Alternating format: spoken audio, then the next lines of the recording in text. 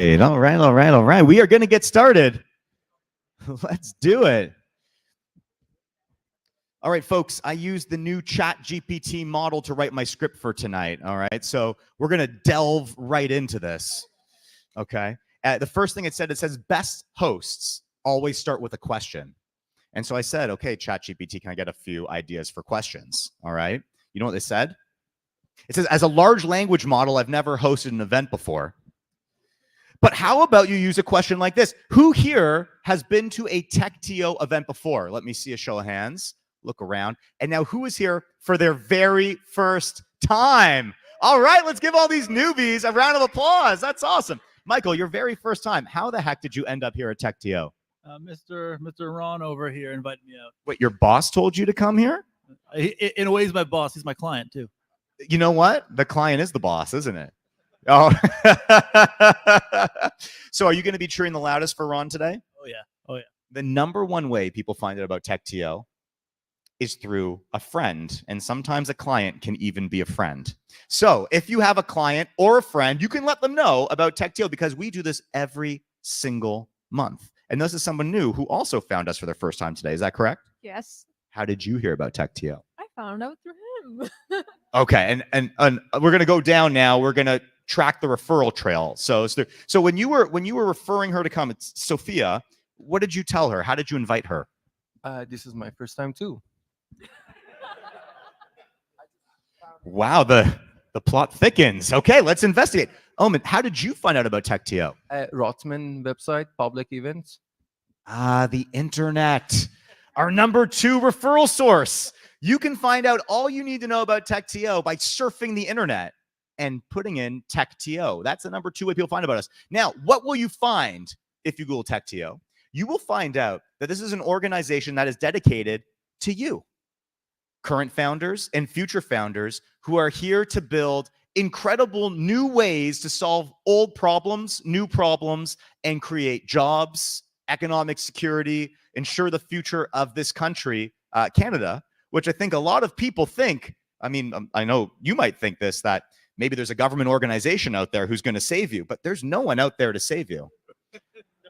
It is up to us. We have got to build the future that we want to see, and that starts with an idea. Usually starts with a problem. And then it's up to us to build solutions. And so thank you for joining us. We hope that today you get inspired to either keep going, building the solution that you want to see in the world, or keep your eyes and ears open for problems that we can solve together. And I think if we all do that and we support each other, we will have the world's greatest ecosystem and be successful, not just personally, but with our teams, with our community, with our society, with our country. How's that sound, Zach? Yeah, you say amen, Zach. Amen. Amen. Thanks, brother. If I say, can I get an amen? I want to hear everyone give the same kind of encouragement that Zach gives me. All right.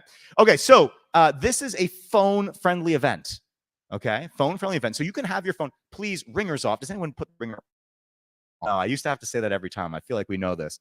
I want your ears open though. If you're tweeting or Xing, whatever you call it today, if you're vining or TikToking, I don't know, that's fine. I just want you to keep your ears open. So if you hear something great, get it down, tweet it out. We're actually live streaming this everywhere. So people are watching. They want to know what you guys think about it in there, and you can join the conversation by tagging TechTO or using the hashtag TechTO. Today, we have assembled a group of technology leaders that really, they could be anywhere. They've got things to do. They've got clients also they need to take care of, okay? But they've decided to give back their time, their insights to us, to help the next generation and up-and-coming emerging leaders learn from their mistakes and maybe from some of the things that they already know and can pass down to us. So pretty amazing. We're going to get to that shortly. But first, I want to say a few quick thank yous to folks that have helped us. Hassam, you want to come and welcome us to this beautiful facility? Give a round of applause to Rotman, our venue sponsor for this evening. Thank you, Jason. Thanks. Welcome, everyone. Great to have you here. My name is Hassam Ayad. I am a Rotman alum. I also help run a software company by the name of Titanfile. Check us out. It's titanfile.com. And I'm a part-time faculty here. And, you know, to Jason's point on a lot of what you're trying to do and a lot of the problems that are being solved by a lot of our entrepreneurs.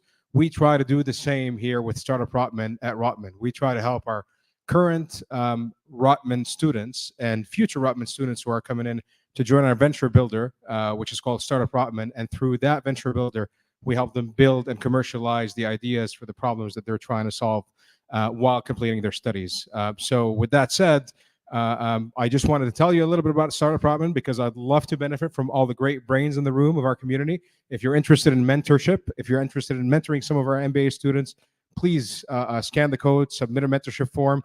We'd love to have you within our community. And again, on behalf of the school, welcome. Great to have you. Enjoy the evening. Thank you again, Jason. Round of applause. Huge thank you. We have any Rotman folks in the audience today? And we've got a few here. Yeah, a lot of them up front here. Okay, let that be a lesson. You want to sit in the front row. That's the Rotman folks. Okay, who else are we saying thank you to? We're saying thank you to you today. This is really exciting. We're going to run this segment, my first time ever, called Community Open Mic. Here's how it works. I'm going to go around the room, and I'm going to give you the microphone to address the audience however you like. Because want to know something really cool about TechTO is that our audience is the greatest audience in the world. I could literally pick anybody from this audience, and I am sure you would have 5 minutes of super interesting, compelling presentation to give. Jay's actually ready.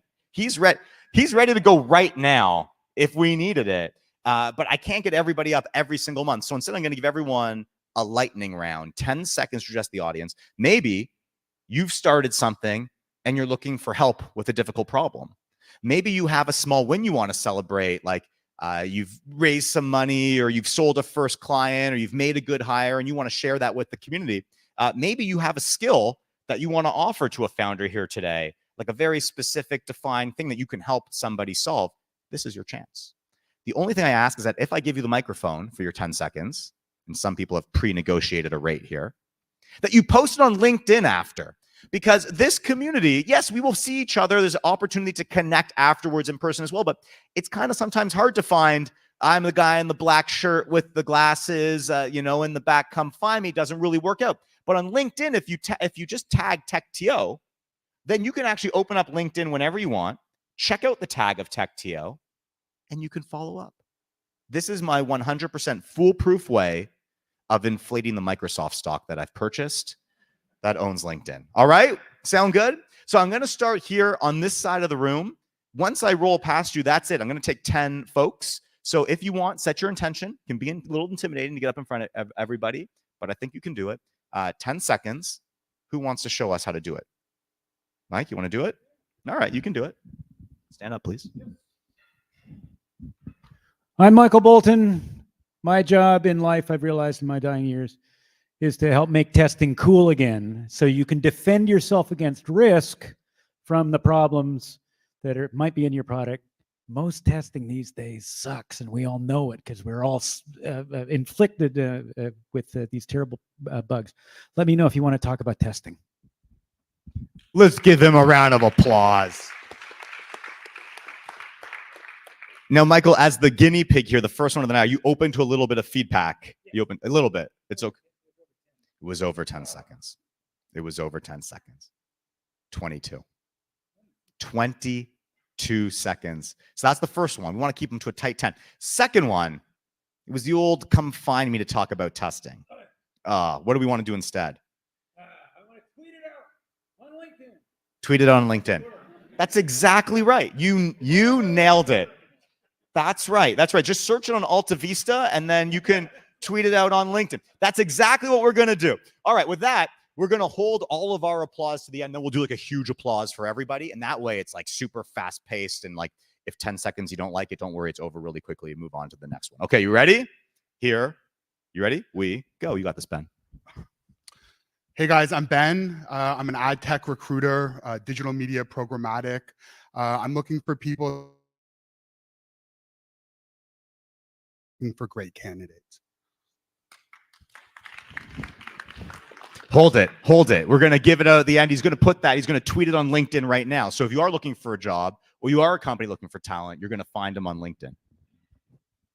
Hi, everybody. My name is James Moncars, and I help B2B SaaS companies grow through referral and revenue and reseller partnerships. So anybody who's got a B2B SaaS company wants to add a layer of revenue or growth, I can help you. I will tweet it on the internets, or you can find me at James Moncars on LinkedIn, or come and see me. I'm the guy with the green shirt and the glasses. Do you have like a favorite B2B referral technique? Like, what's the favorite incentive you've ever seen in a B2B SaaS referral? Put me on the spot here. First and foremost, it just has to be super, super targeted. So I think the number one thing is figure out what's important to the person on the other side. So if you're working with a salesperson on the other side, they don't really care about the problem you're solving for their customer so much. They want to know that it solves the problem. What's in it for them? So remember that your partner is your customer. Feels like an opportunity for a referral program here. Hello, I'm Tom Hockett. I'm with Connect for Growth. We're looking for a company or 2 or 3 that are going to be running trade show booths in the next 2 or 3 months. And we want to test a methodology, a tool that raises engagement of people as soon as they've left your booth through till buying. So Tom Hockett, I'm running out of battery, so I can't post for a bit. The old battery excuse. Hello, everybody. I'm Vio Sabak from Radio Wires. We invented a next generation data network for computing clusters and will change the entire computing hardware industry. Please join us. We are looking for some partners who can invest and help us bring our dream to life. Love it. Congratulations. All right, we're moving on to this next side. Who's got it? Let's see if we made a wide enough here. You got this. Thank you. Hi, I'm Aaron Shapiro. I quit my job 2 weeks ago. I'm starting a new investment firm. Thank you. And yeah, I'm looking to meet people to hire, building a great investment firm or buying software companies. Thank you.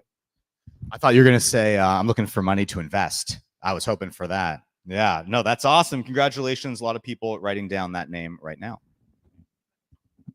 Sandy Wong, rugsbyru.com. Your rug at home could be toxic, so check us out. We're also looking for people with money, anybody who has knowledge in the e-commerce space. So thank you. You're looking for rugs. You're looking for rug cleaners. You're looking for money. That's it. That's pretty good. Anyone here have a rug at home? When's the last time you cleaned it? It is washable? What you put in the washer? You roll up your rug and you put it in the washer? That's amazing. It's like clothes. Hi, everybody. I'm Natalie Kegel. I'm a vice president with TalkShop Media. I do PR and marketing for tech startups and scale-ups. So we get our clients media coverage to help them find new customers or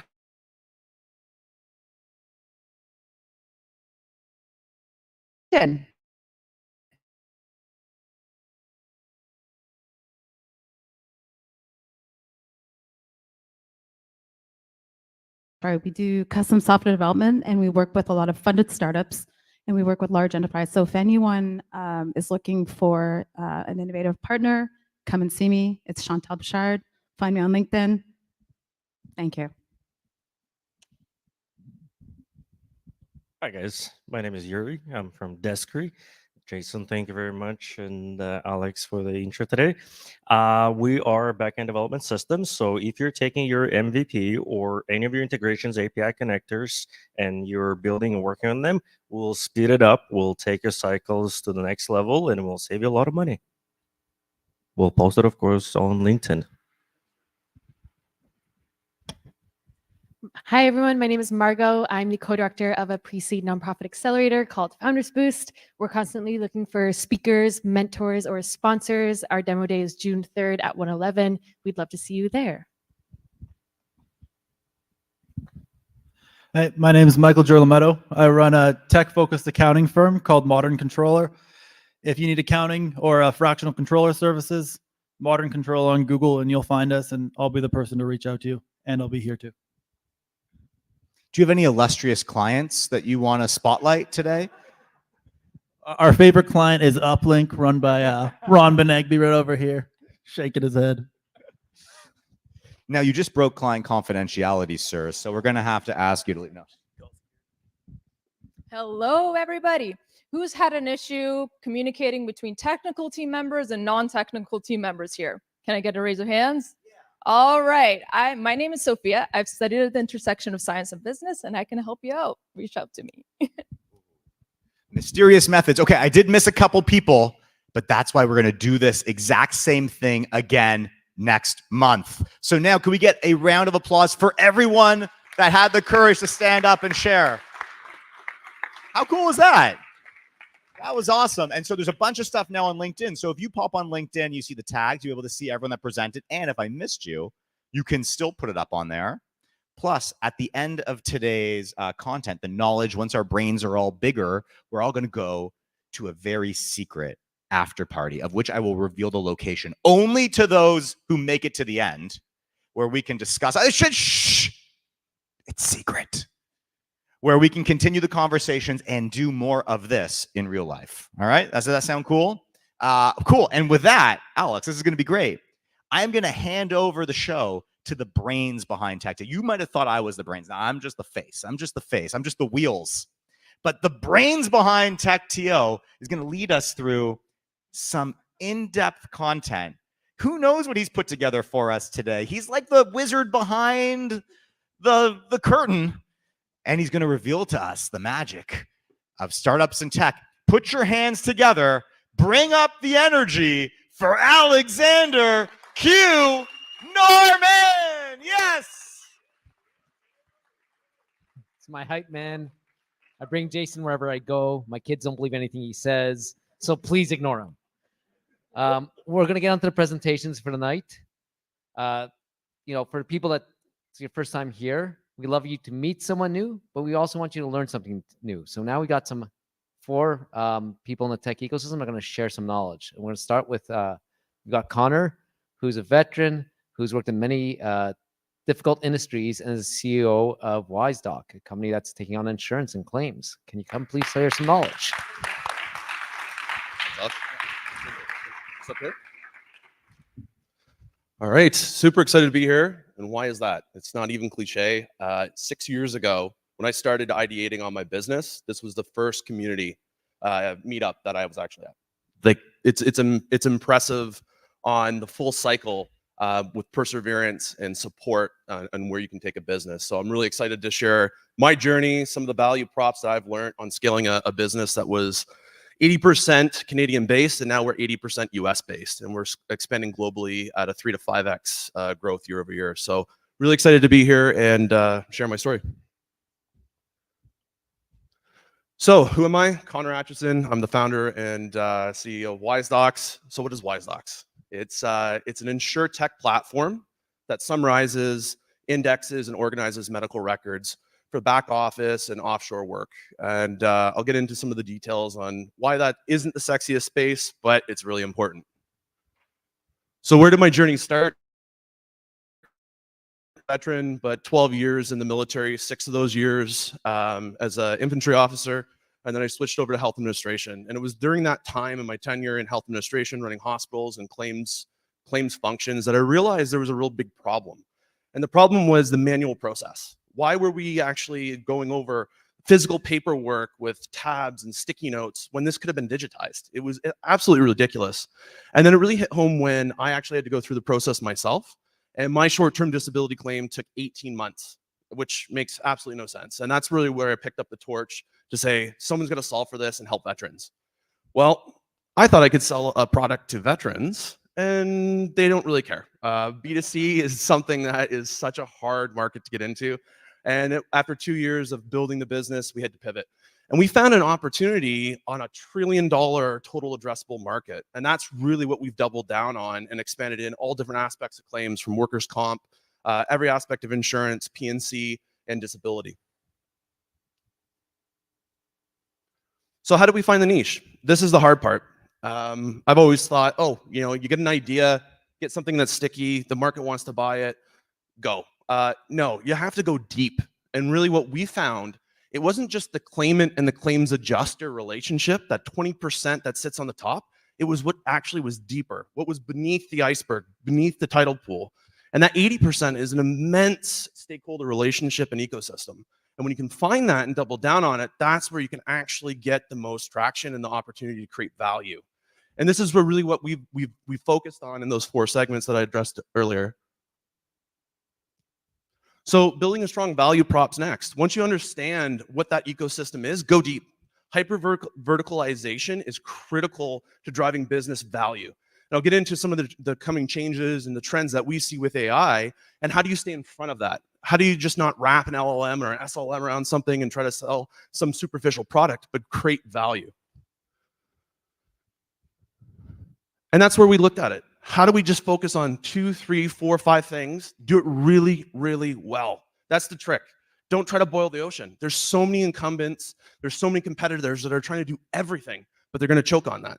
And what we've done is just go very, very deep on it as a subject matter expert. And that's how we're staying in front of like the trend. Like we're looking at the next new Moore's law. Really, it is. Every 2 years, we're seeing a step change. And the step change is limiting value and taking that away from technical functions. We see it with the LLMs, the new models, the compute. Everything is going much faster and more rapidly. So the way we look at this is similar on this graph, step change. We're looking at the overall magnitude of value compared with the duration of change. So every time we start seeing a model released, 18 months ago we had 3.5 ChatGPT, now we have 4. That's 18 months. We're starting to see this value prop shrink. So what I tell clients is, do you want to constantly cycle your solution stack, or do you want to stay in front of the curve? That goes for tech entrepreneurs as well. As you move up that step change, it becomes tighter, more controlled, and actually more competitive. And that's really where we want to get in front of that. How do you create value that's deep, hyper verticalized, and actually can address the client needs? So this is where I implore you to think deeper. I only have 5 minutes. I could talk probably 20 on this. But really chisel your path, value proposition. Find that market that's super, super deep, super verticalized, create the value, and then give that and deliver that to a client for a great experience. And that's really where you're going to have the win.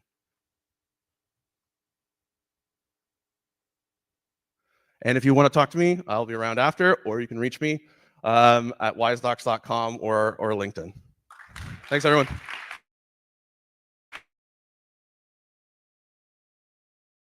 Hello. Okay. I'm going to actually start with the first question.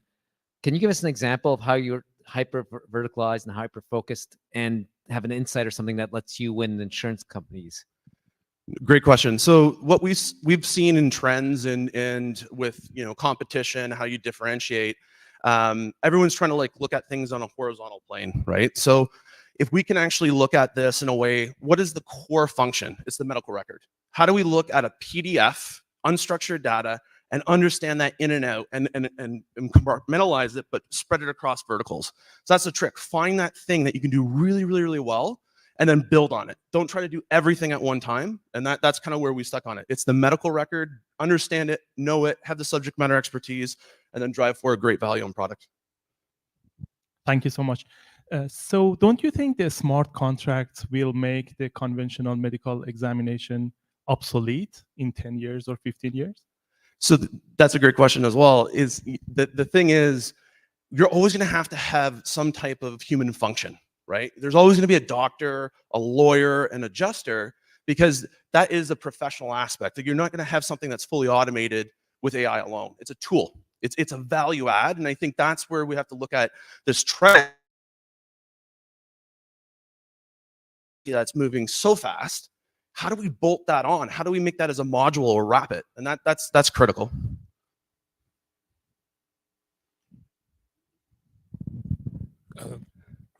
Great presentation. This is an interesting space that I think we talked a little bit about areas of functionalities. We are also in the healthcare space, but we have different verticals. And what I've found is that a lot of these insurance companies are looking for specific pain points. Yep. So on the medical record itself, let's take an example of a claim. Usually there are a lot of different things. Dental claims, you have different types of information that you might want to distill. Mm-hmm. Are you extracting the X-ray and converting it into text within a certain reasonable amount of time? And then the second challenge that I was trying to figure out how you get around this. A lot of times, some of the medical records providers don't have adequate information. Mhm. So, for example, a dentist, everyone gets an X-ray when they get there, but not everyone gets a leg X-ray when they go to the hospital.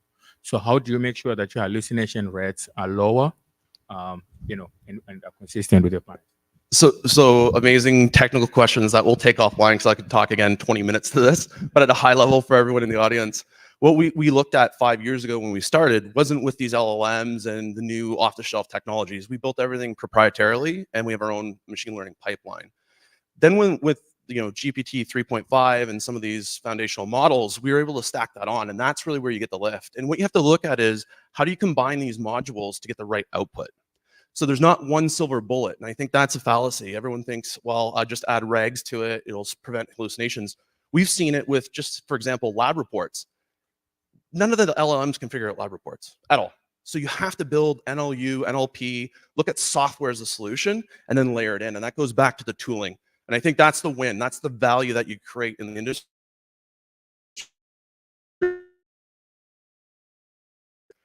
Well, anyways, I think it's a fallacy. So.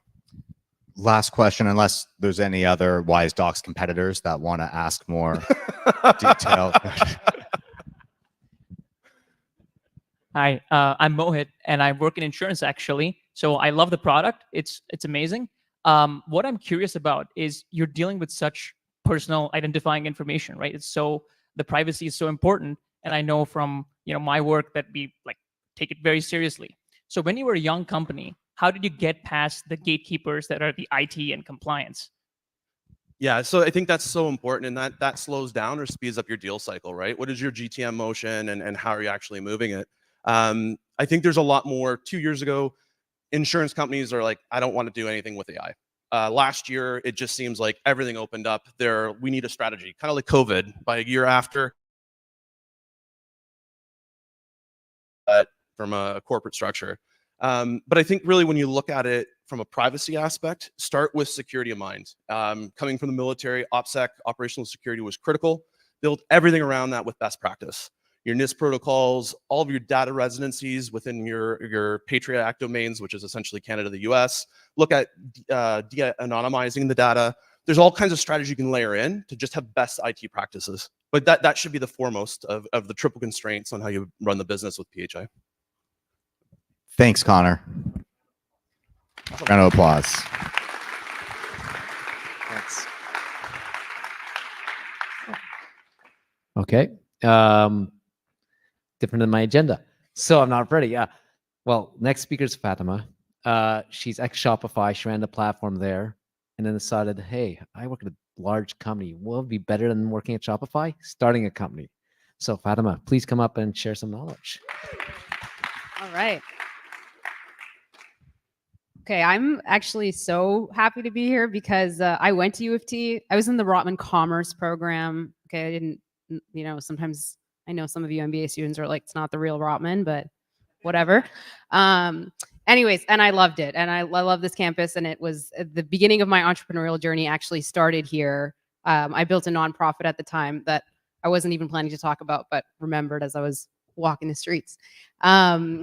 So I'm Fatma, U of T Rotman Commerce grad, and second time entrepreneur, I guess third if you count the nonprofit I was talking about. I was a former director at Shopify. I led their partnerships and app ecosystem business, as well as all the referral agencies, which I know someone in here knows a lot about. My first company was called Trestle. It was my co-founder and I who met here on this campus. It was a wholesale club for interior design professionals. So we sold home furnishing and decor, and we sold it directly to interior designers and kind of connected them with folks that would typically only sell in showrooms. I forgot, I did start my career in consulting, which feels like ages ago now. And I left that job to start my first company, and we did that out in New York. And now, for whatever reason, I decided to leave an amazing job to do the only other thing that I would rather be doing, which is building a company of my own. Imagine Create AI is basically a generative AI marketing suite for e-commerce merchants and agencies. And I do a little bit of investing and advising as well, mostly to Canadian startups. So that's me. Man, the slide didn't actually It's all good. So there was more to the slide. It's not as bare as it looks, but basically, like I was saying, Imagine Create is multimodal AI designed for commerce. We're basically a generative AI marketing suite. So we do product photography, videos, and content for all your channels in one place. Okay, so these didn't hit. So I'll just it's all good. New challenge. Basically, the problem we're trying to solve, so this is a pretty massive market. There's about $140 billion of spend that goes into marketing assets and ads online. And it's a problem that actually hits every single person who's trying to sell something online, because all marketing starts with either an image, text, or videos. So that's why I wanted to get down to the root of it and figure out how can I allow merchants to more easily create that for way less than what they spend on it now. Okay, this one hit. This is supposed to look like this. Woo! So we do things like background generation, generative editing. We create videos. We now have virtual try-on. We're going to be doing UGC videos as well.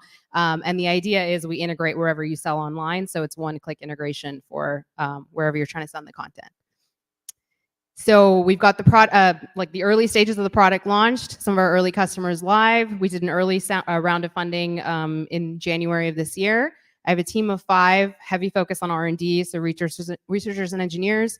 Whoa, that AB got real big. But we're gonna be focusing on partnerships and go to market soon. But right now we're heads down on product, and the next feature that we'll have live is virtual try-on. All right, so let's go to the lessons. There's no images here, so hopefully we're in a good spot. So the first thing I'd say is if you're anything like me, then you can't.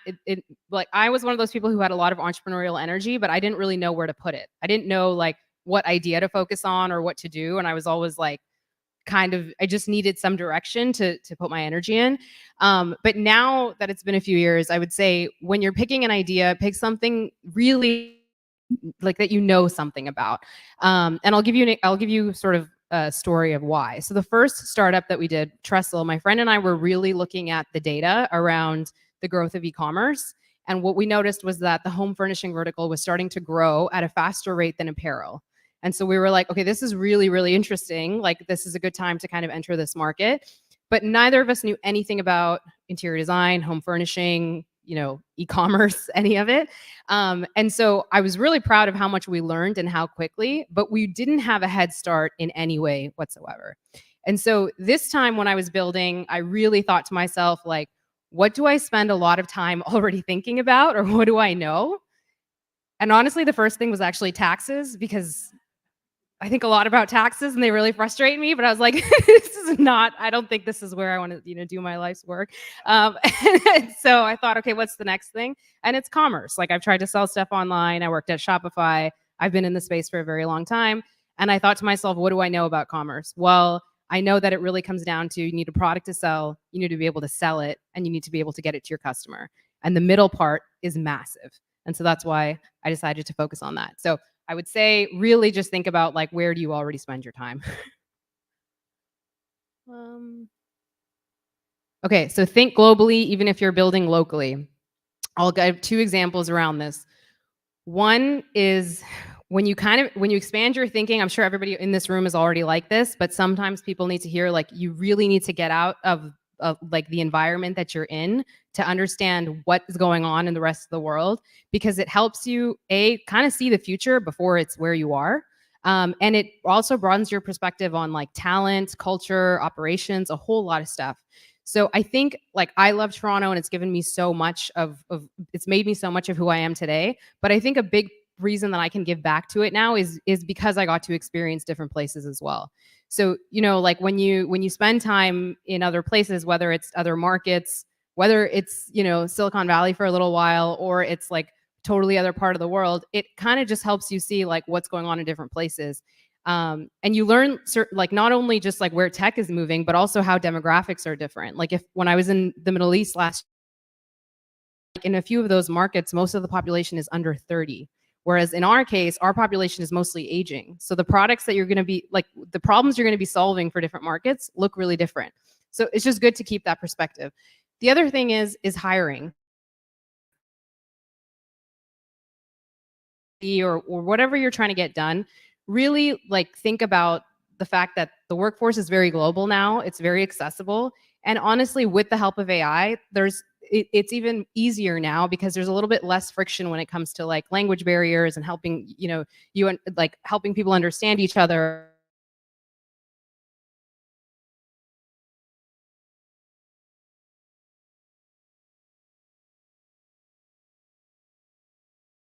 Tell.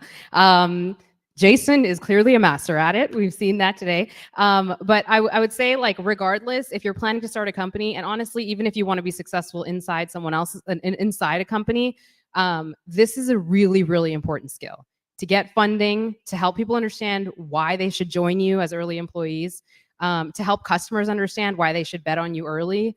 All of these things, like, able to tell the story. And I think I think a lot of people say that to entrepreneurs, but I'll also say to the people in the room who are looking for roles or who are trying to succeed within companies, the A players at Shopify, like I time and time again, I would see that they were able to zoom really deeply in on the problem they were solving, but equally zoom out and figure out and tell the story of why it's important. So if you feel like you don't have that skill now, it's totally something that you can learn, and I'd highly, highly encourage you to learn it. This is a bonus, but I feel like it's the most obvious thing for probably everybody in this room. But learn how to use AI. And I don't just mean like query ChatGPT all the time or Perplexity. Like, learn how to build with it. There's so many models out there for so many different kinds of use cases. Just if you're not already, play around with it. You're gonna need to understand how to build with this stuff and how it works for any aspect, like any career, any opportunity that you're gonna have over the next few years. So I know it's such an obvious thing, but I'm still going to say it. Learn to build with it if you haven't already. Thanks.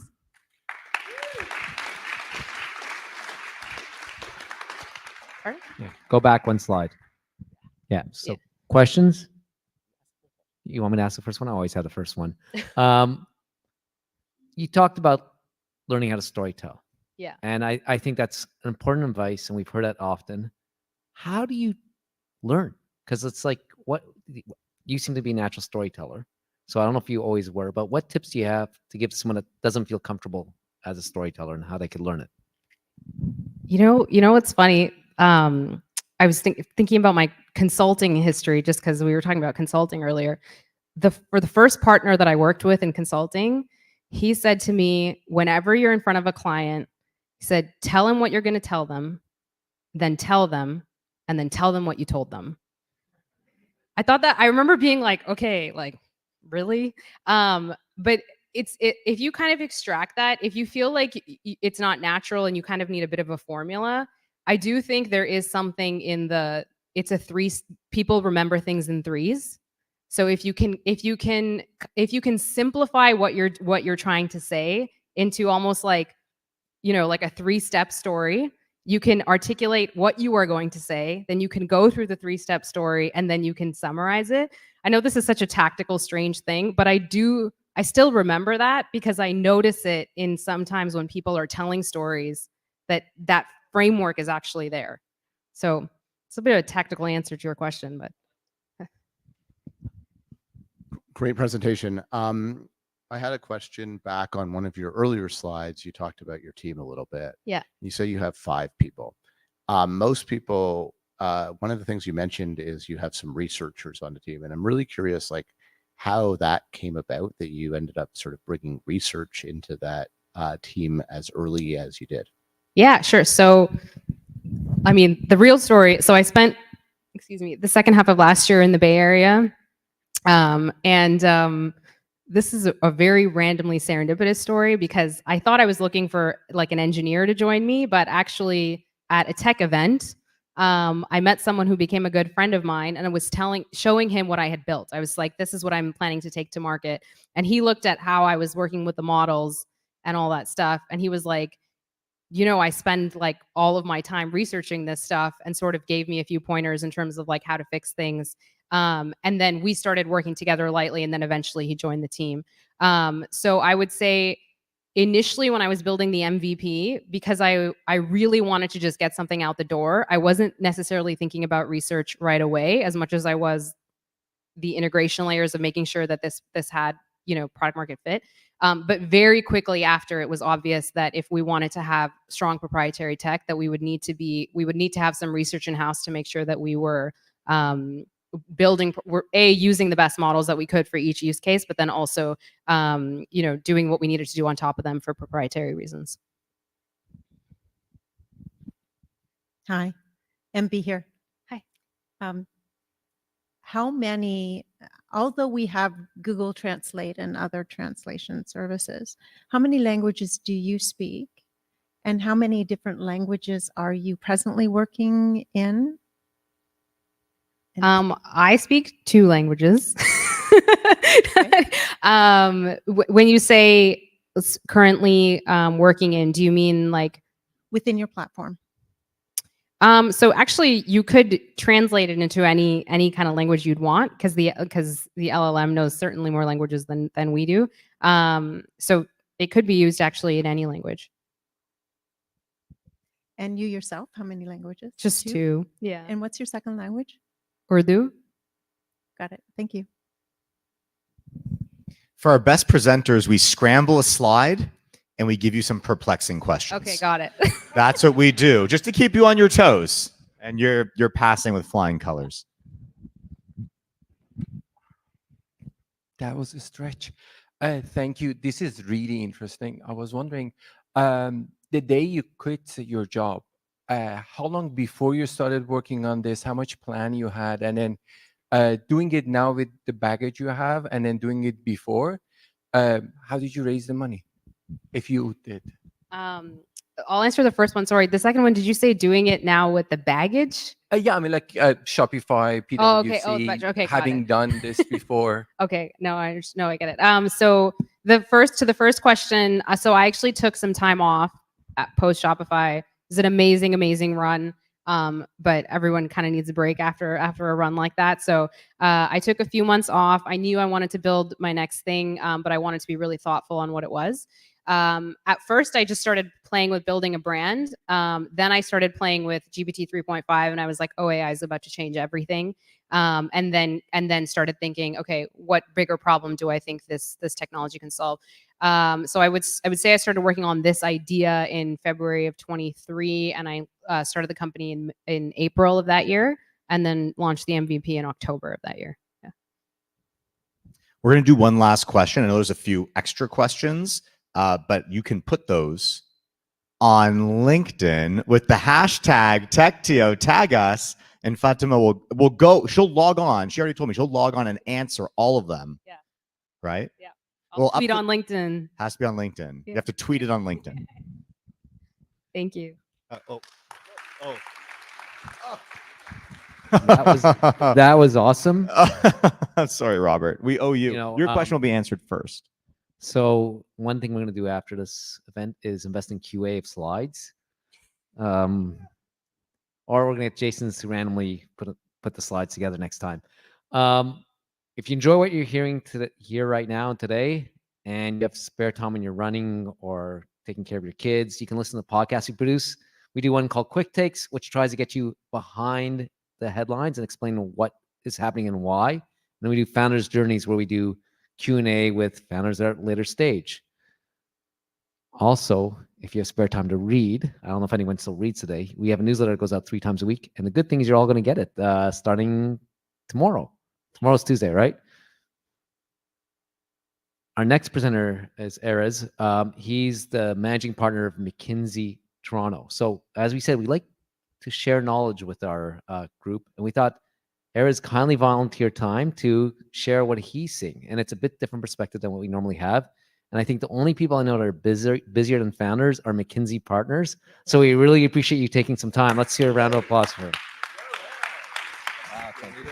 No, I don't need that. All right. Thank you. Appreciate you all kind of having me today. I feel like a bit of an imposter with this group. So thank you. I am going to try and use your lesson that you heard the first day, but I'm going to try and tell you a few things today. The first is I think you're all awesome. The second is that I think Canada needs you. And the last is I've been on the other side of the table with a number of my clients where we go through actually full days where they're getting presented to all day by different startup founders. And I have a few lessons that I've taken away from those interactions. So appreciate the time, and I'll jump right in. So first, I am really impressed with all of you. I had a startup prior to my MBA, which failed miserably. And I learned a lot from it. It was very helpful to me, but I don't think I have either the self-confidence or the risk tolerance to be a startup founder. So I'm deeply impressed with all of you. The second is Canada actually needs you. So we do a lot of research within McKinsey on different countries and on a lot of economic factors, especially. And Canada has a massive productivity gap, and we are terrible at scaling innovation for sure. So I think we need more rooms like this. We need more people thinking about how founders can be successful in this country. And I really, really do believe that we need this for our country to be successful. So I guess from me, thank you. Lastly, and what I hope is a little bit helpful to all of you, is I have done a couple of sessions where we take and as I'm saying it, I'm realizing that there's probably another thing we can do in Canada, where we take executive teams from some of the larger companies in Canada to go see ecosystems, right? So we will go, obviously, for a lot of digital stuff to Silicon Valley. We've gone for cyber things to Israel. We've gone, right, there's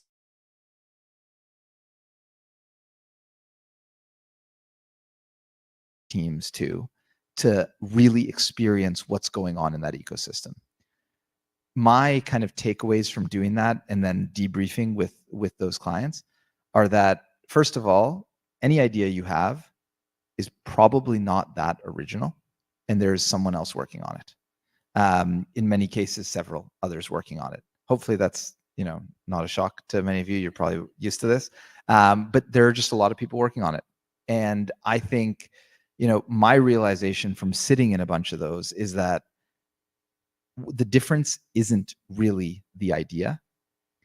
When you are on the other side of the table and when they're debriefing, thinking about it, they are looking at who really gets them and who understands them. When you go for a good presentation followed by a bad, or the other way around, the difference is the poor presentation, they are talking about themselves. They're talking about this amazing technology. They're talking about how they can detect things never detected before, right? And you could, like with fraud, there were a few that people could through mouse movements, they could really generate a pattern of, is it an individual or not? And super cool stuff.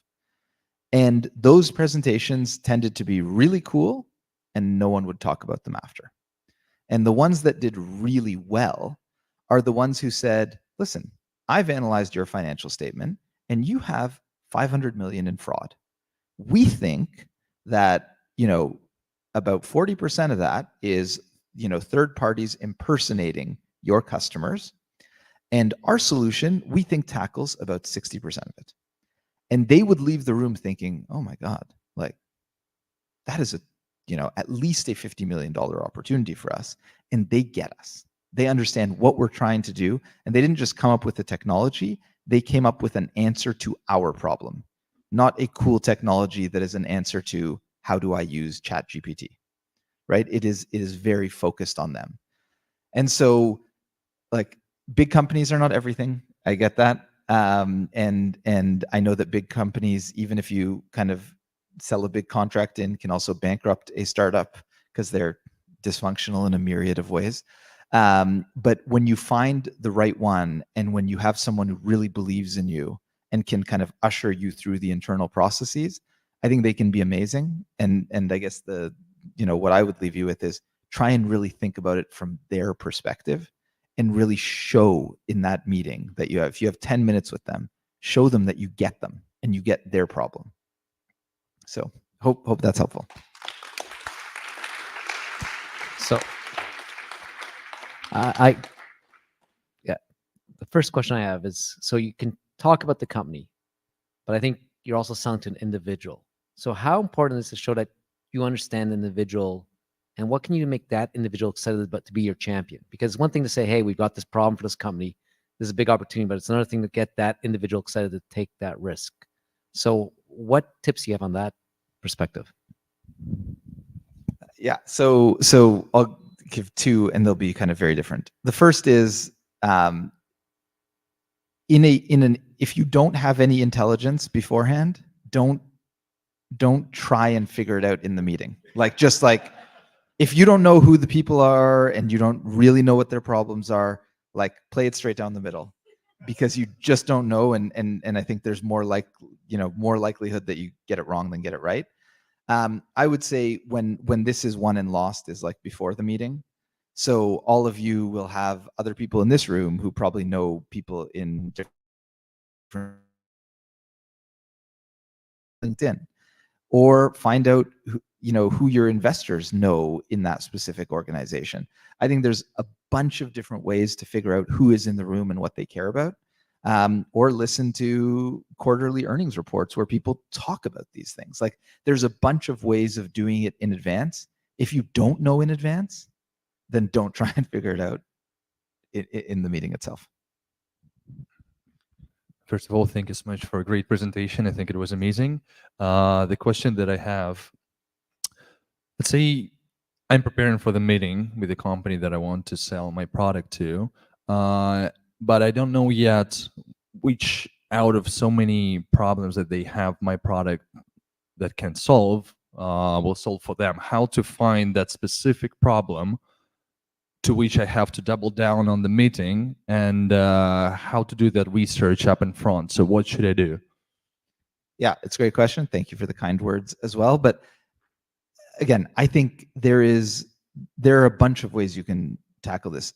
Companies actually do talk about a lot of this stuff in earnings reports. So it is actually a good tool. The other thing I would always say is find someone who's worked in that industry. Find someone who's worked in that company.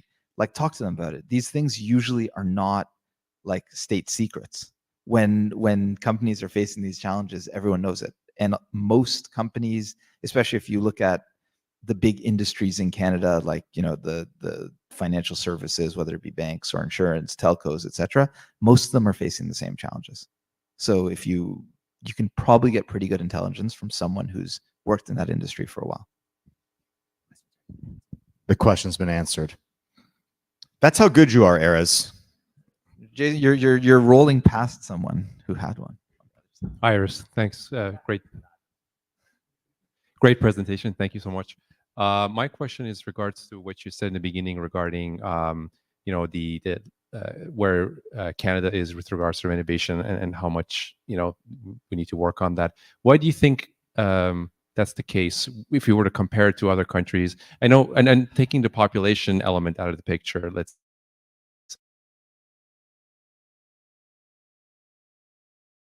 or access to certain resources are a little bit siloed here relative to some other places. What are your thoughts on that? Yeah, I feel like Alex has thought about this more than I have because he's smiling in the front row. I think that might be part of it. Information and siloed resources. I think Canadians, there is something about the Canadian mentality of people being slightly more conservative, and if you, especially most people compare us to the US because they're neighbors to the south, and they tend to be slightly more boastful and aggressive in their communication style, which I think in some of these cases works well. So I think we need to know that about ourselves. I also, just from a structural perspective, we don't have a lot of capital that people, if you look at most VCs, and probably others in the room have a better sense, most Canadian companies that are scaling with money from US VCs. And we just don't have enough of that infrastructure. And people might say, well, we don't have that infrastructure because we don't have, chicken and egg kind of problem. But the reality is we don't have the infrastructure to truly scale. And we have a lot of our best talent, getting drained to the US. On that happy note, we'll take one last question. Yeah. Thank you so much. So on that note, I remember Fatima mentioning global talent and the opportunity for that. There's also the opportunity for using the other countries around the world in order to complete certain parts. So some of you guys are going through R&D, some of you guys in the medtech space maybe going through clinical trials. Have you seen that risk tolerant enough to be able to do that? Because we have certain processes that are very specific. Is there like the ability to transfer that and the information and, let's say, the approvals for certain products? Yeah. So, I mean,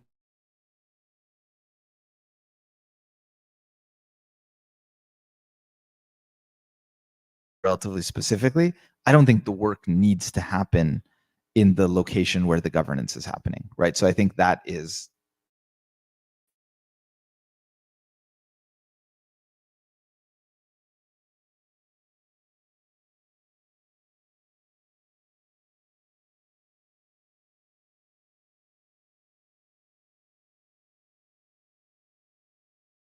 that we need to take advantage of. Like we have, you know, Jeffrey Hinton for like 2 decades, people thought he was like totally nuts.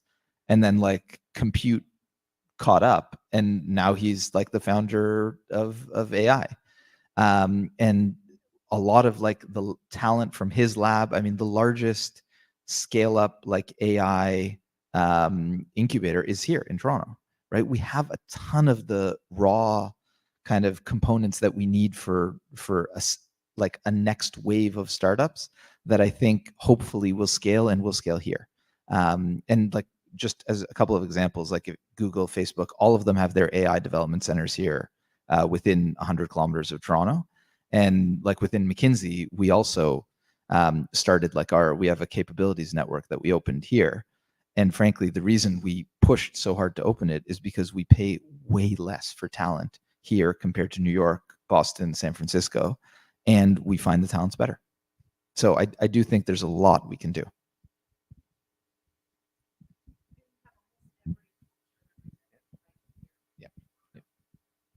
Well, Erez, thank you so much.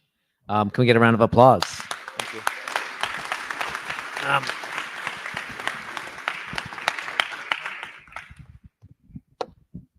Also, if you want to make quick money for the firm, I don't know if you noticed, Jason and I worked at McKinsey Toronto in 2009. We did a research report for the Bank of Canada on why we lag in productivity.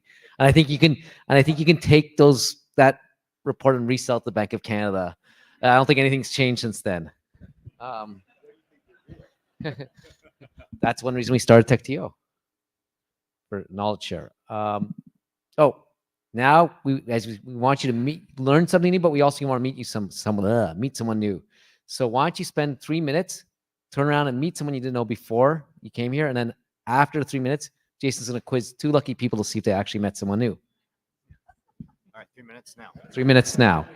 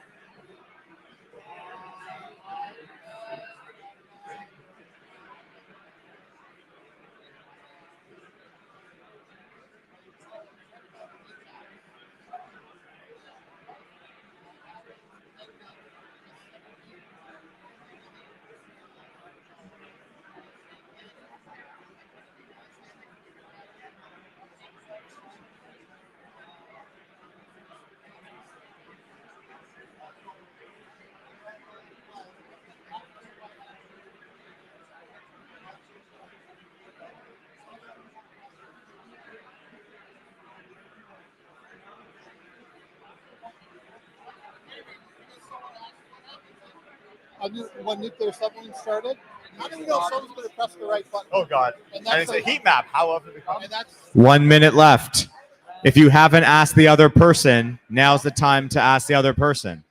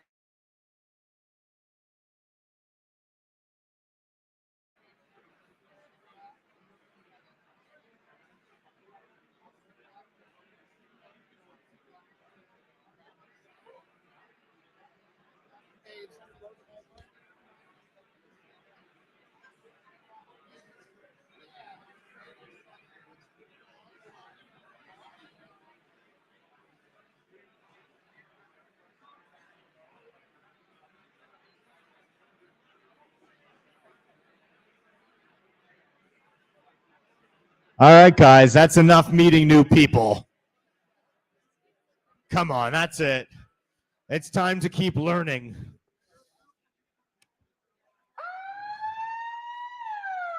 All right, there's no emergency.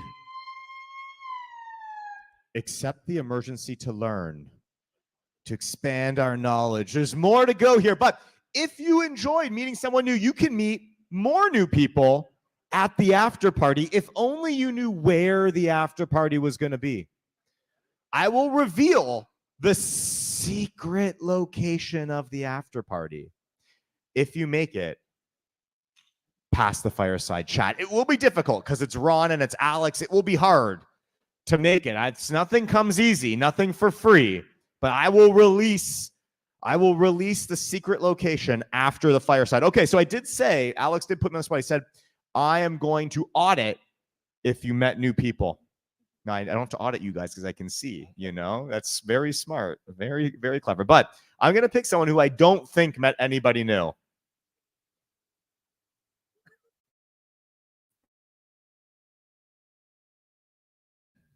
Yeah, him.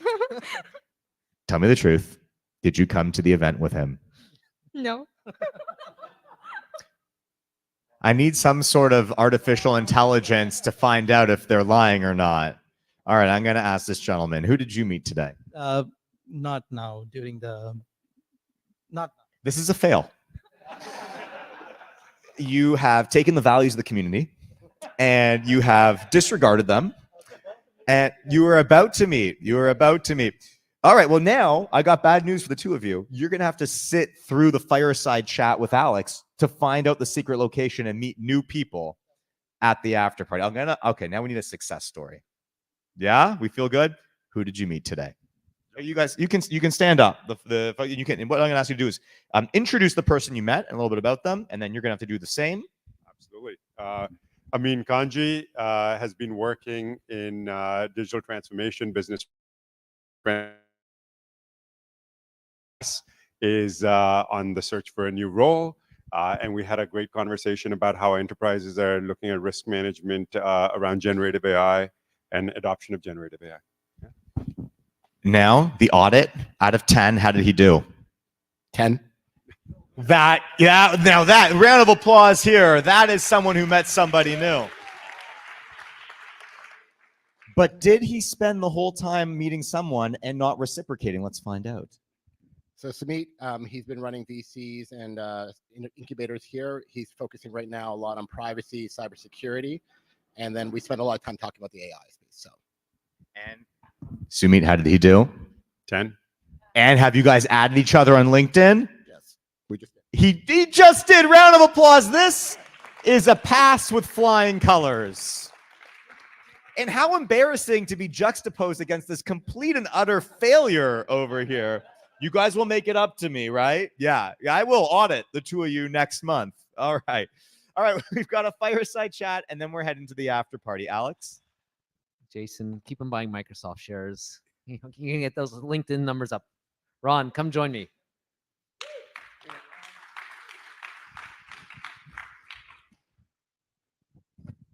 So Ron, the great thing about doing a fireside is I don't actually have to introduce you because you get to introduce yourself. Let me pull up my questions.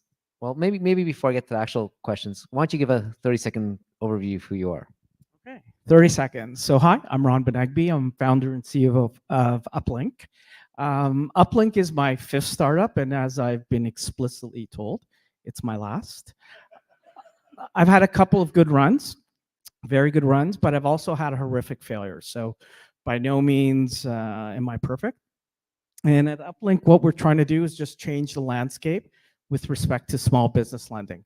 And we work with lenders all over the world, big and small, and we provide them with a lot of data, enabling them to make better credit decisioning for loan applicants when they apply for a small business loan. That's very succinct. So gave a great introduction. I'm going to go all the way back to the beginning. So you grew up with 2 immigrant parents who started their own small business in the 1970s in Canada. What are the main lessons you learned from that experience, and how has it informed your outlook as Uplink's founder and CEO? Yeah. So yeah, I'm an immigrant. My parents, we migrated here in the early 70s. We were poor. We had no money. My dad was baking bread at night to put food on the table, and he went to a bank in 1973.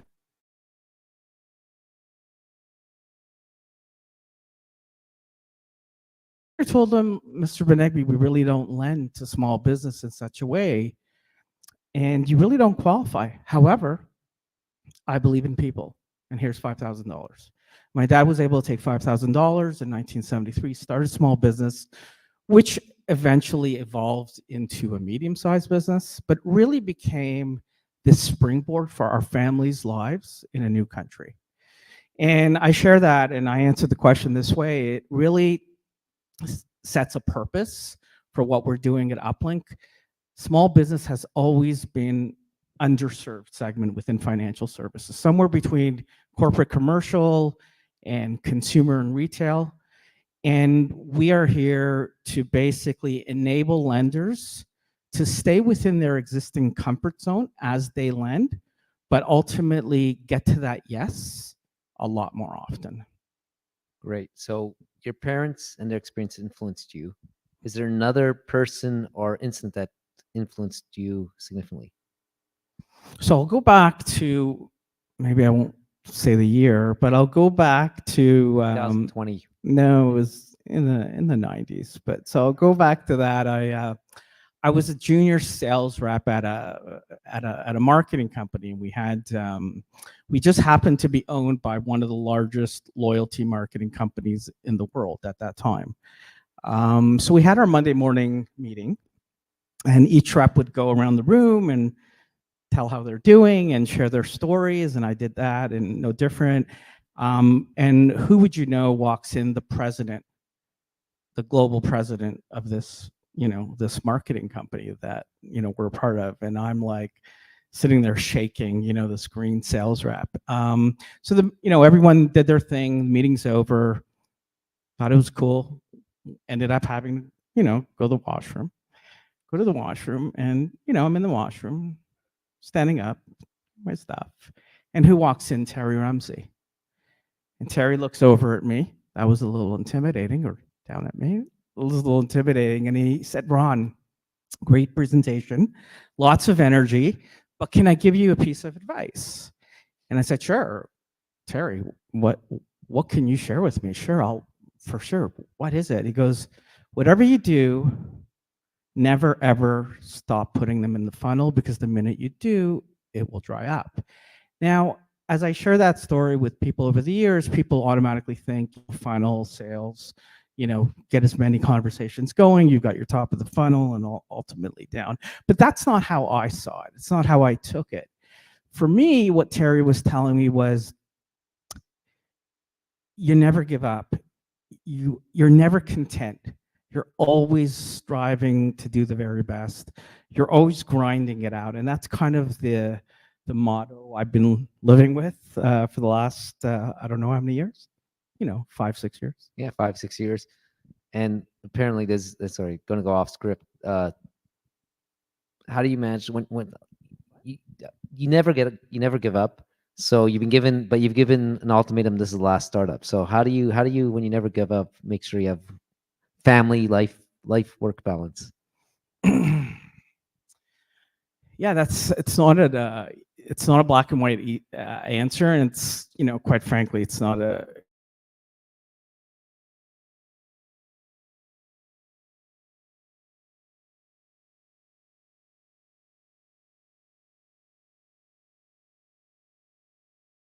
at any time. In fact, every time I talk to anybody, whether it be a customer, an employee, or a supplier, I tell them I'm the easiest person in the world to get a hold of.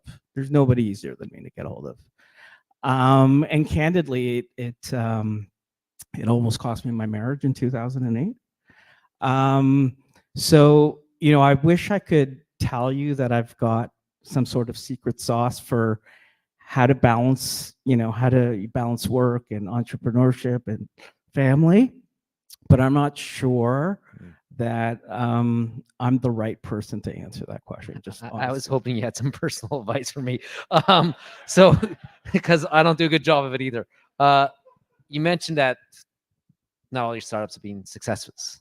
So I believe you learn a lot from your failures. So what one thing stands out from one of your failures that's changed the way you go and build businesses now?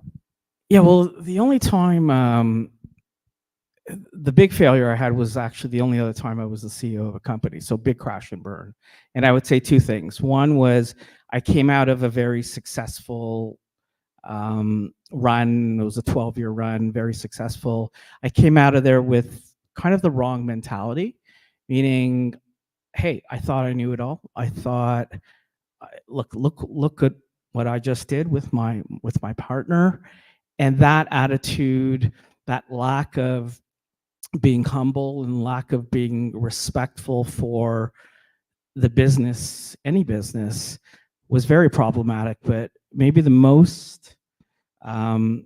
biggest lesson I learned was we were building a fairly sophisticated technology at that time. And my business partners were in the UK. So I flew over there, and my intent was to cut a deal. I've got to cut a deal with these guys, and that deal has to be the best deal ever for me. And yeah, I cut a phenomenal deal with them.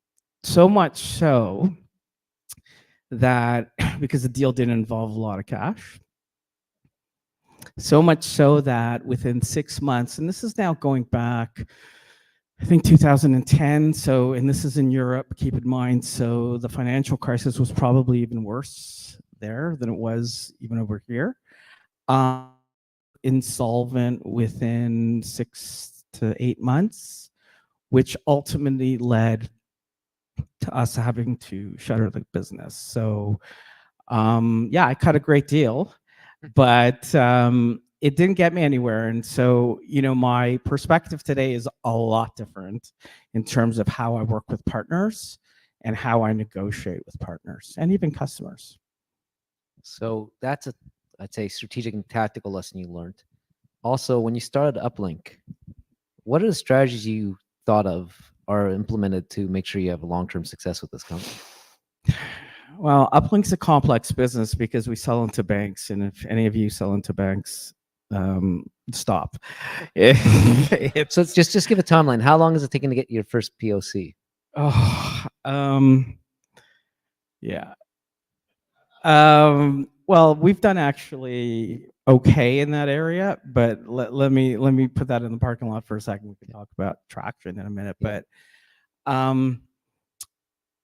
me, as I look at the business, and I think every CEO would probably feel the same, and I look at Uplink, to me as CEO, I believe I have one job, and that's it, just one job, and it's pretty simple, and that job is to keep this company alive until such time it doesn't need me to keep it alive anymore. Until such time where I can leave the company and it can stand on its own, it could be sustainable on its own, and it doesn't need me. And everything I do, I think about that. How is this going to impact our cash? What is this going to do short-term, long-term? Am I putting the company at risk? Will I have to raise money when I need to raise money? That's the worst time to raise money, by the way. So everything I do is focused around that. Okay, so great way to start thinking about a business. You have a lot of experience, as you've mentioned a bit. So how do you spot the idea for Uplink and know this is the one you want to do? So I guess it was late 2020, early 2021. I've always, been close to small business as a small business owner, as an immigrant, as a minority. And I really felt I wanted to help lenders look beyond the traditional way they evaluate credit or risk for small business. And the way they do that, by the way, hasn't changed since 1973. It's a little bit more digital, but the methodology is pretty much the same. Give me your self-reported financials that you input into your QuickBooks. Let me run a credit check on you, and I'll make a decision based on that.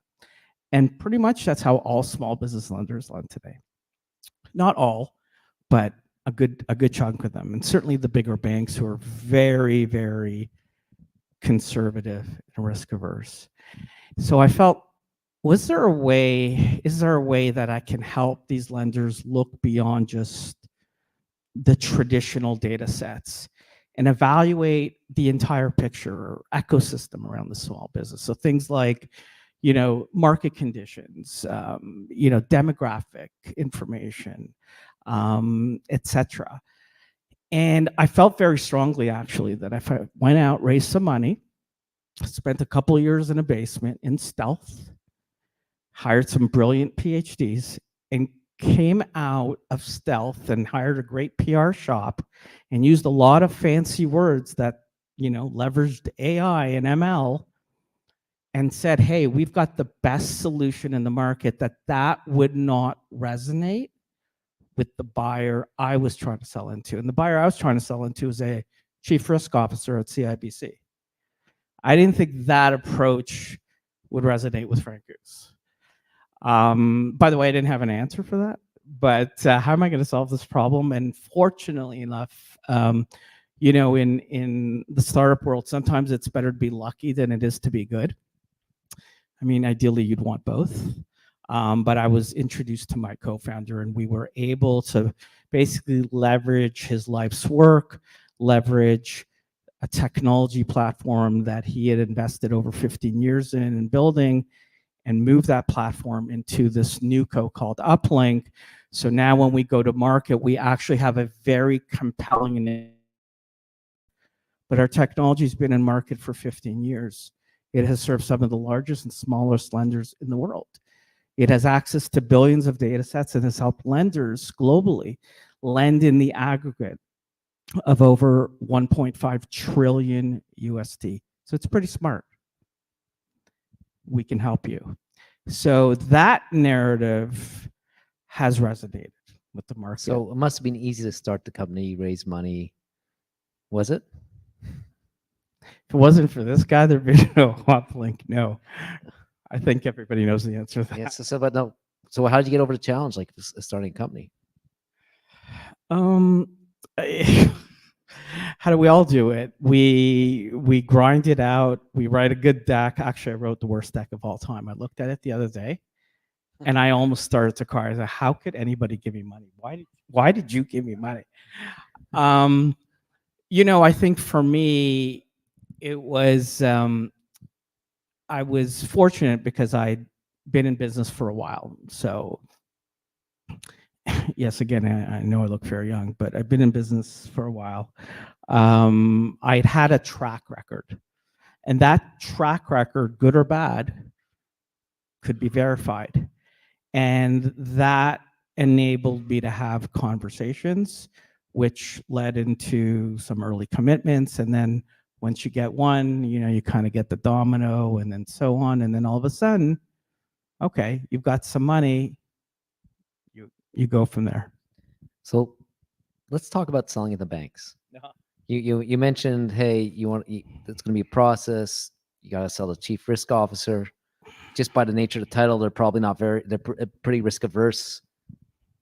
Talk about that process and how you've managed to get into banks. And because I think this actually touches well with Erez's conversation before. It's not the easiest to sell to enterprises, let alone financial institutions. No, you have to have, well, actually, when I started, I had a full head of hair, and now you see what's happened. You have to have incredible resolve, incredible patience, incredible ability to navigate a highly bureaucratic and political organization. Like, I tell you, we had a call today with one of the big red ones in Canada, and you need some experience in how to do it. It's not an easy thing to do.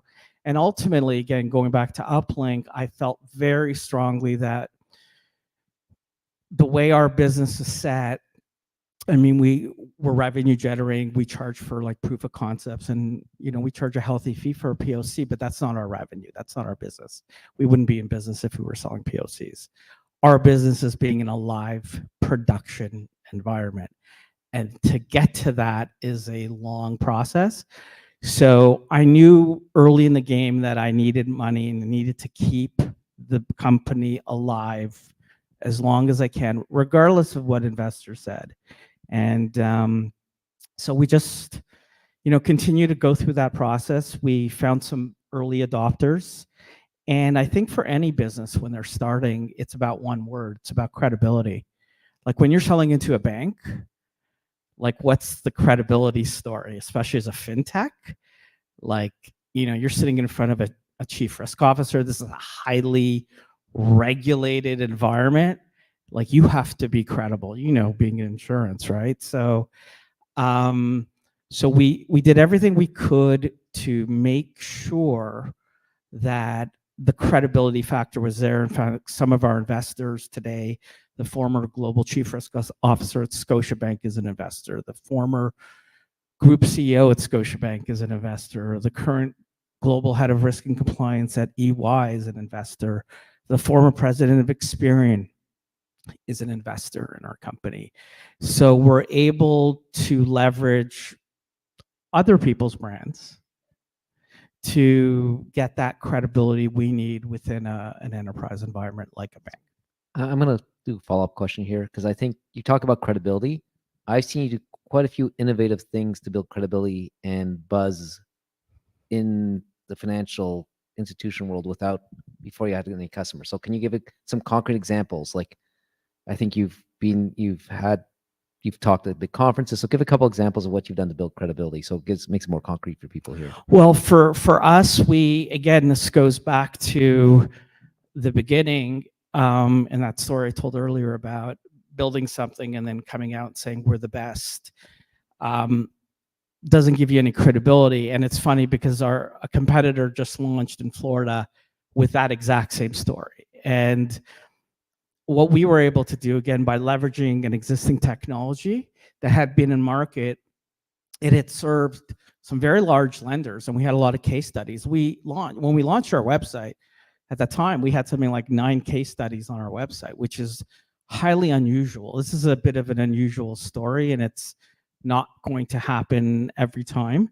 So we were able to leverage that. Plus, my co-founder, how do I explain this?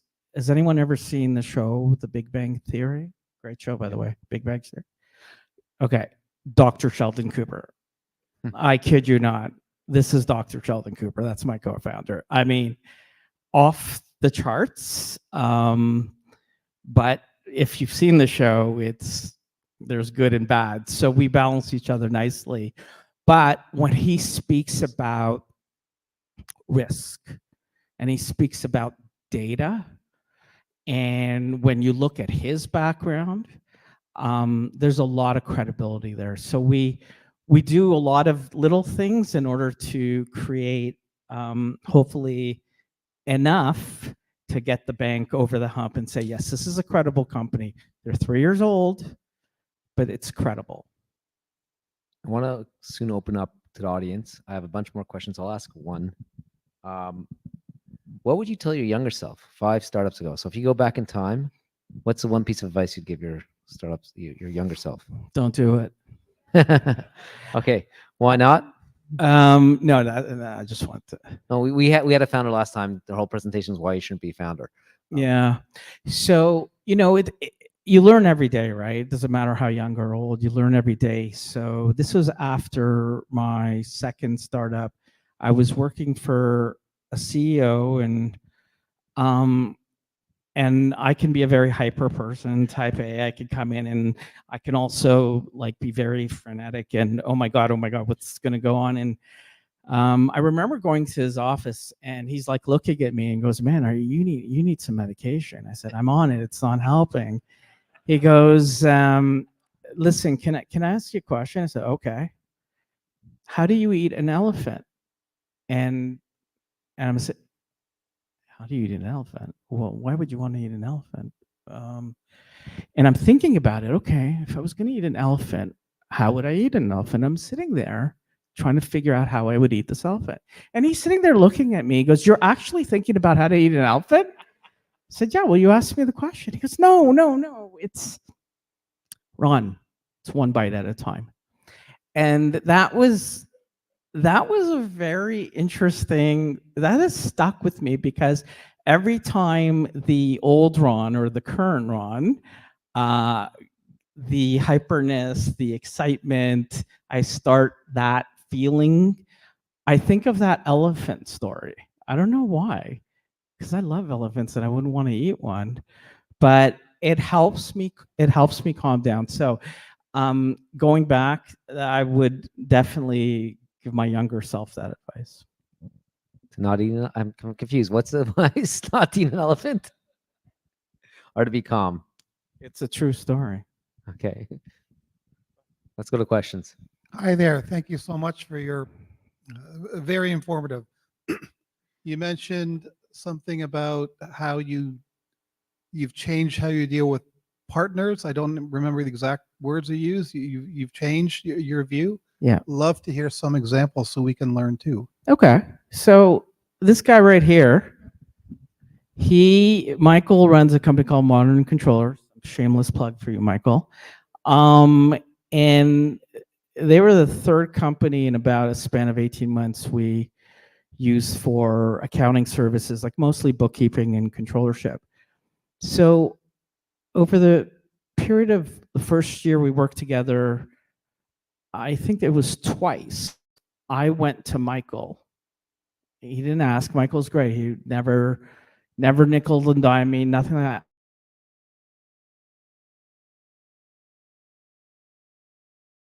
And I'm somebody who watches every dollar, by the way. I don't feel we're paying you enough.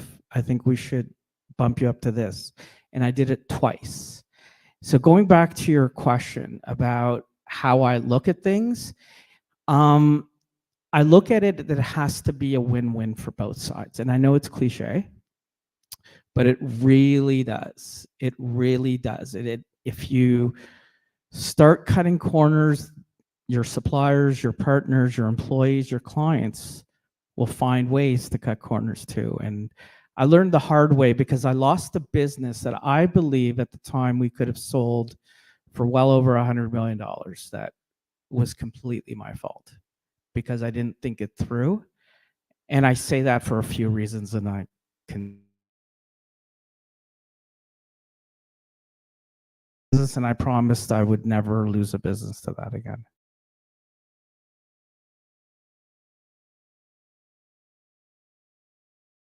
Particularly the anecdote about the elephant. And a quick question. Startups you have done, what's the one that you're most passionate about and why? Like, what's the one that you really wished you could eat that elephant? Well, no, I would tell you it's Uplink without question. I mean, because it's near and dear to my heart. Because if you think of what we're doing, we're really trying to transform people's lives in local communities, mom and pop shops, people who are working 7 days a week, like my parents, like my dad, like my mom. And, you know, whether it's in Canada, the US, whether it's in, you know, underdeveloped countries, like we're working in Africa, places like Nigeria, we're working in places like Bangladesh now, in Southeast Asia area, and, you know, Mexico and Latam. You're really having an impact on somebody's lives and their families. So for me, it's without question. And I'm not just saying it because it is where I'm at right now. It's really how I feel. Hi, Ron. Thanks for the presentation and the insights. I'm curious, kind of on a meta level with lending and small business, there seems to be a lot of ways to do it other than just go to the big guys and ask them for money. We knew each other from Shopify was the thing. So what Fatima, I was like, how do we know each other? It was from Shopify. But at Shopify, they came up with a way to like lend the merchants on the platform money because they knew the finances. Like basically, if you have the finances running through the system, you can be the lender. So I'm curious, like in the bank, or even how you're thinking about it with Uplink, where the like beyond the current model and like crowdsourcing, decentralization, how that factors into their current thinking or your future thinking roadmap, that kind of thing. Well, I think Angela Strange from Andreessen Horowitz many, many years ago wisely stated every company is going to be a fintech at some point. So it's your point about Shopify. Shopify lends money to customers, right? So does QuickBooks.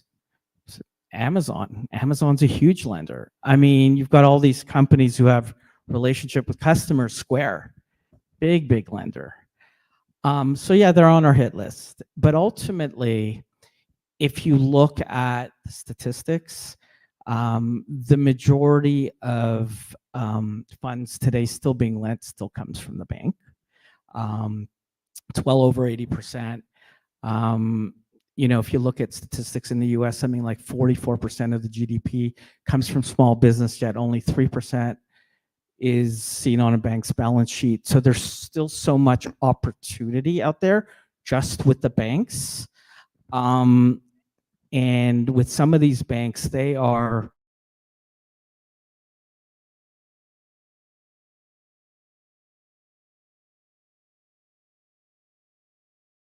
so if we can start shaping some of that while allowing them to still be conservative in nature, you know, that's going to be transformative. I'll give you an example. One here, Canadian Bank, we've just gone through a POC with. It's one of the big ones. We're able to demonstrate to them how we could increase their net margin contribution by over $50 million in 1 year.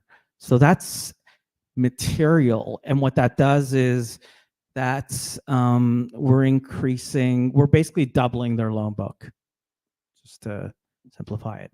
So think about how much money that is into a local community, right? To the local mom and pop shop. That's transformational. So there is plenty of opportunity. You're right. I think the World Bank stated that this is 2020, but the lending to small business is something globally like 27 trillion a year. And I believe they went on to state that they believe that's still as much as 50% underrepresented. Now that was also in 2020. So it's there's a big opportunity there. Thank you, Ron. Can I get a round of applause?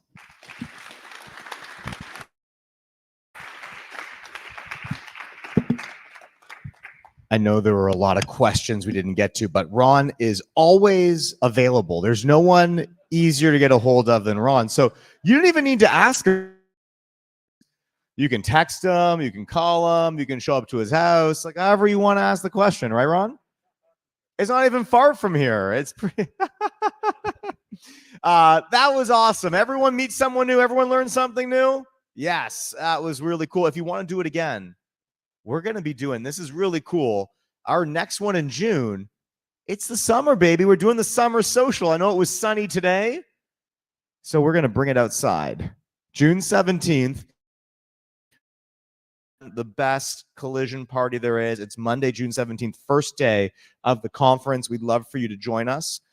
Hey, if you want to show up to these events in an all access package, if you want discounts to all the special stuff that we're doing this summer, become a member.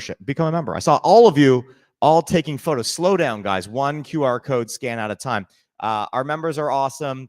They get access to our online community. They message us. There's great conversations happening there now with some founders. It's super fun. So come become a member. Hey, if you work for a company, expense it. It's on them. Wow, so nice of them. It's super fun. So here's what we're doing. We are doing the summer social on June, in no particular order.